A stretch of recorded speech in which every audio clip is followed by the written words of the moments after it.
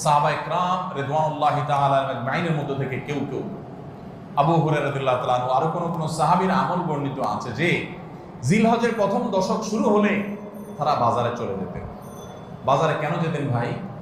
শুধুমাত্র এই নিয়তে বাজারে যেতেন যে বাজারে গিয়ে অনেক মানুষজন থাকবে, তাদের সামনে গিয়ে উচ্চস্বরে তাকবীর পাঠ করব, আমার তাকবীর শুনে পুরো বাজারে সবাই গুনগুনিয়ে তাকবীর বলে উঠবে।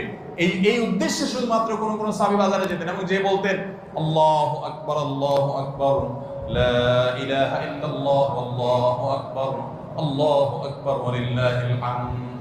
আমাদের বাসা বাড়ি, আমাদের ব্যবসা প্রতিষ্ঠান, আমাদের শিক্ষা প্রতিষ্ঠান, আমাদের চিন্তা চেতনা, মন মগজ, দেহ মস্তিষ্ক সবকিছু ইবলিস নানাভাবে আমাদেরকে প্রভাবিত করে রাখছে।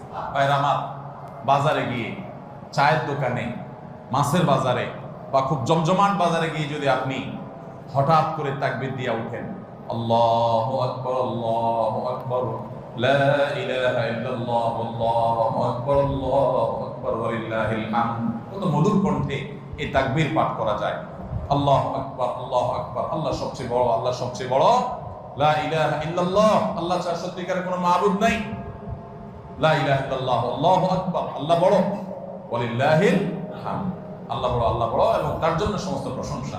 ভাইরা আমার, আল্লাহর বড়ত্ব এটা বলতে গিয়ে আজকাল আমাদের অনেকের হেজিটেশন হয়, আমাদের অনেকের মধ্যে ইতস্তত বোধ হয় যে মানুষের সামনে যায় বলবো, একা একা বলি ঠিক আছে, মানুষের সামনে আবার বলবো কেমন লাগে। এগুলো আমাদের ঈমানের দুর্বলতার দলিল। আমার আল্লাহর বড়ত্ব বর্ণনা করতে আমার মধ্যে ইতস্তত বোধ যদি হয়, তো আমার যদি নিমুখ হারাম আর কে আছে আল্লাহর জমিনে? আমি কত আল্লাহ নিমুখ হারাম যে আমি সারাদিন আল্লাহ আমাদের মধ্যে ডুবে আছি, আল্লাহর বড়ত্বটা জোরে বললে কে কি মনে করবে, আমি এই চিন্তা করছি। তো আমরা ইনশাআল্লাহ এই অচল আয়াতন ভাঙবো তো? আমরা ইনশাআল্লাহ এই হীনমন্যতা, এই ইতস্ততা দূর করবো তো ইনশাআল্লাহ? ভাইরা আমার, টার্গেট করে করে বাসায় যাওয়ার সময় মোবাইলে অ্যালার্ম দিয়ে দিয়ে লিখে লিখে রিমাইন্ড করে করে তারপরে আমল করব, মনে থাকবে তো ইনশাআল্লাহ? যেখানে মানুষ আছে একটু জোরে জোরে তাকবীর পাঠ করবো, বাসায় ঢোকার সময় জোরে জোরে পড়তে পড়তে ঢুকবেন যাতে বাসার সবাই তাকবীর দিয়ে উঠে। হঠাৎ মনে হবে একটু জোরে জোরে করবেন যাতে সবাই তাকবীর দিয়ে উঠে। পুরো পরিবেশটাকে সেভাবে করবেন।